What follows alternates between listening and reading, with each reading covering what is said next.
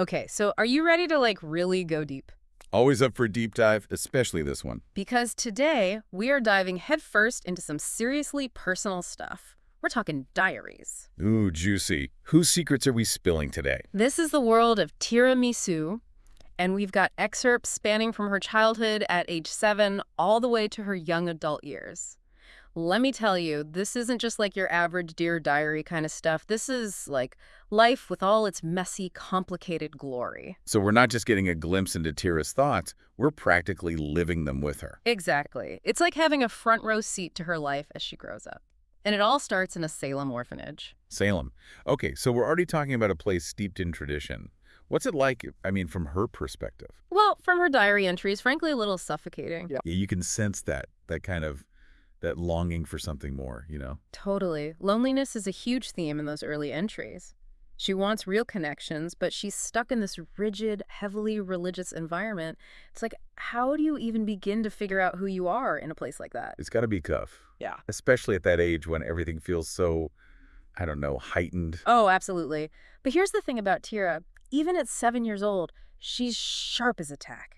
Like, remember that entry where her friend Maggie says the sky is blue? Oh, yeah. What was it? The sky is blue because it just is. Something like that. Yeah, and Tira's response, I was floored. Oh, she's like questioning the very concept of blue. Basically, she's like, but I've seen the sky be orange and pink and purple, so what makes this blue the real blue? Like, she can't just accept things at face value. Wow. That's pretty profound for a 7-year-old. Yeah. Makes you wonder what kind of person she grows up to be with that kind of mind. Right. Like, just this constant questioning, this need to understand the why behind everything. And that kind of inquisitiveness, it extends to the religious teachings surrounding her, too. Often, with some rather unsettling results. Oh, yeah. We're talking about the Natalis Day lamb sacrifice here. Yes. That one's hard to forget. It's a pivotal entry. I mean, it's supposed to be this symbolic act of atonement, right? But for Tira, it has the opposite effect. The sheer violence of it all, the waste, it's a lot for a young mind to process. Absolutely. And she goes from questioning the ritual itself to questioning the very nature of faith, the afterlife. It's deep stuff. She's got a point, though. This is 7-year-old saying, a punishment that lasts forever feels like something a child would threaten you with and not have the nerve to follow through on. That's pretty insightful. Yeah, it really is. But there's another layer to Tira's story that starts to emerge, something she keeps hidden, even from her diary at first. Magic. Ah, yes, the M word. We knew it was coming, right? It's a big one. And the incident with the dead bird, that's our first real glimpse into this whole other world. So she's like, what, 8, 9 years old at this point? Around there, yeah. And she's describing this unconscious surge of power, and boom, suddenly the bird is alive. It's a lot. It must have been terrifying for her. Totally. It's like, is this a gift, a curse, some cosmic accident? We're left to wonder right alongside her. And then there's how this ties into the whole mystery surrounding the Olbaid. The Olbaid, right. Tell me more about that. What is that exactly? Well, in her world, the word Olbaid carries a lot of weight. They're this feared and ostracized group, rumored to have, you guessed it, supernatural abilities. So she stumbles on this term and is suddenly faced with this potential link to this group that's basically demonized by society. Exactly. And it's not just some abstract concept for her. This is about her identity, her very being. It's terrifying. You can understand why she's so scared. Suddenly this label, Old Babe, it's not just a word. It's this heavy weight on her shoulders. She's different, potentially dangerous. It's a lot for a young girl to handle. Especially when that difference is often met with fear and even violence. Remember those recurring nightmares about being burned at the stake? Oh, yeah. Heavy stuff. Talk about internalized fear, right? It's like this deep-seated terror that's woven into the fabric of her world. And then at 15, she makes a decision. She packs her bags and bolts. With a single black queen chess piece. Can you believe that? Out of everything. That's what she takes. Okay, we need to unpack that one. A black queen chess piece. That's not random. It feels almost symbolic. Exactly. It's like she's saying, I'm not running away as a scared girl. I'm making a strategic move. I'm in control. I think she's also running towards something, towards freedom, towards a place where she can maybe, just maybe, figure out how to be herself, even if that self is different, even if it's Old Babe. So it's a journey of self-discovery then, wouldn't you say? Absolutely. It's about survival, yeah, but it's also about something more. It's about defining yourself on your own terms, even when the world is telling you who you should be. Welcome back. Last time we left Tira with a fistful of dreams and a single black queen chess piece, ready to take on the world and maybe, just maybe, magic school. Talk about taking the leap of faith, right? Seriously. Yeah. But as her diary entries from this period reveal, I think even she underestimated what she was getting herself into. Oh, 100%. She packs like she's going on a weekend trip, not a journey across lands crawling with, well, you remember the Griswold. Ugh, don't remind me. That entry still gives me chills down my spine. It's like something out of a nightmare, stumbling across that scene in the woods. I know, right? And that detail about the Griswold only consuming live prey, that just sends shivers down my spine. Like, what are the chances? She runs into this terrifying creature with these abilities. It's almost like something, I don't know, pulling her towards this hidden magical underbelly of her world, you know? Interesting point. It's like this encounter is foreshadowing the challenges, the ethical dilemmas she's going to face as she steps further into her own power. Because it's not just about having magic, right? It's about how you wield it, the choices you make when things get real, when the stakes are high. And in this case, the stakes are pretty darn high, life or death even. But for now, Tira's got more immediate problems to deal with, like how to survive traveling on, what, a shoestring budget. Resourceful, though. Remember how she ends up joining that group of adventurers Total stroke of luck, right? and ends up guarding that eccentric merchant, what was his name? Fillmore Carter, the Ig aficionado, that's right. Oh, Fillmore. Classic Fillmore. It's these little details that really bring Tira's world to life, you know? They're not just background noise. They highlight this whole other layer to the story. Yeah. These are real people just trying to navigate their world. People with hopes and dreams and maybe a few too many chickens, in Fillmore's case. Exactly. And it's not just about the individual stories either. As Tira travels, she becomes so much more aware of the systems at play, you know? The social and economic forces that shape the world around her. Take, for example, when she reaches Plymouth and encounters the guild system. Ah, yes, the guilds. She has some pretty insightful observations about them. Right. She sees how they can elevate craftsmanship and create this sense of community, which is great, but then also how they can lock people out.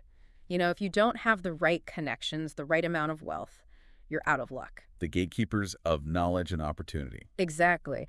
And those insights, they just get sharper as she travels. When she finally arrives at Grandport, the largest city in the Alliance, I mean, can you imagine going from a tiny orphanage to this bustling metropolis? Talk about sensory overload. She captures it so well, though. The sights, the sounds, the smells. Totally. She's like the sponge, soaking it all in. But even amid all the chaos, she's still that same observant girl from Salem. Remember that bit about the colored flags? And how each one represents a different merchant family? Such a small detail, but it speaks volumes. Absolutely. It shows that she's not just a passive observer. She's actively trying to crack the code of this new world. The political landscape, the power dynamics, it's all there. And nowhere are those dynamics more apparent than at the Novolok Museum. Ah, yes.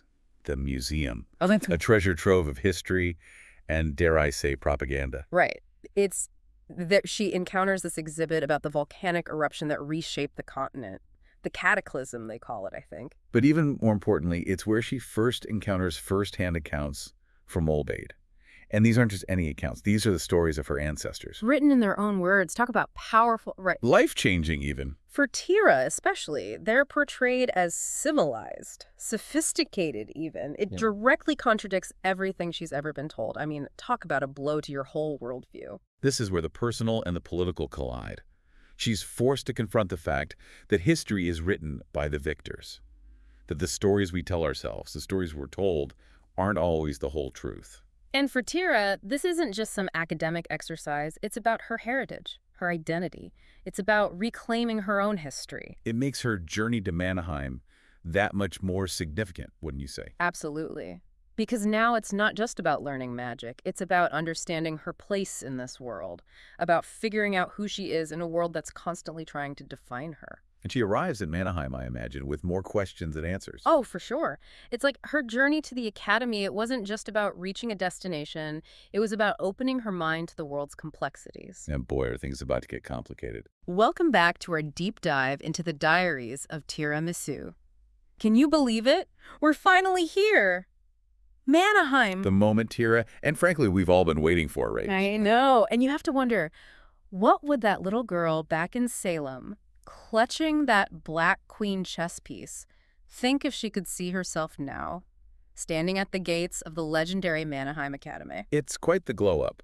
But, her entries from this period, they paint a different picture than you might expect. Oh, how so? Well, on the surface, yeah, she's arrived. She's at magic school. Hmm. But underneath, there's this undercurrent of, I don't know, almost like she's overwhelmed, like she's still got so much to figure out about herself, about her place in this world. Well, that makes sense, right? It's like you spend your whole life dreaming of reaching this pinnacle, and then you actually get there, and it's like, okay, now what? Exactly. And the academy itself, from her descriptions, it sounds, well, intense. Take the house system, for example. Oh, yeah, the houses. She mentions those early on. What's the deal with that? It's not just about learning magic. It's about choosing a faction, a philosophy almost. Each house with its own internal power struggles. It's a lot. Seriously, it's like high school all over again, but with magic. And some, let's be honest, pretty eccentric characters in charge. Oh, absolutely. Professor Slater, the ex-Templar, who runs his classes like a military drill. Yikes. And then there's Professor Rosalind. Who, and I quote, turned a student into a frog for cheating on the ethics exam. A tad extreme, maybe. Just a tad. But it definitely highlights the fact that even within this structured environment, magic is a powerful force. It can be used for good, sure, for knowledge, but also has a really dark side. Which brings us to Professor Flavio, leader of the Golden Eagles. He seems to have caught Tira's attention. He does, doesn't he? But there's this, underlying sense in her writing that maybe he's not all he seems. Ah, yes. The classic, charming, but potentially dangerous mentor figure. Always a fan favorite. And Tira, despite herself, she's drawn to that, to power, to those who wield it effortlessly, even if it makes her a little wary. Who isn't drawn to a little danger? But let's not forget, amidst all the drama and the intrigue, this is still a place of learning. And Tira, she does actually dive into her studies, although it sounds like even magic school has its bureaucratic nightmares. You're talking about those entries on the licensing process, right? I mean, talk about red tape. You can now conjure fireballs, but first fill out these forms in triplicate. It's hilarious. Right. It just grounds the whole magical world in this reality that we can all relate to. Even with magic, you got to deal with paperwork. Exactly. And then there's her love affair with the Academy Library. Tira practically lives there, doesn't she? It's her sanctuary, away from the competition, the pressure, the constant social interactions, just her and endless shelves of books. And it's within those stacks that she makes a discovery that really rocks her world. Okay, spill the tea. What is it?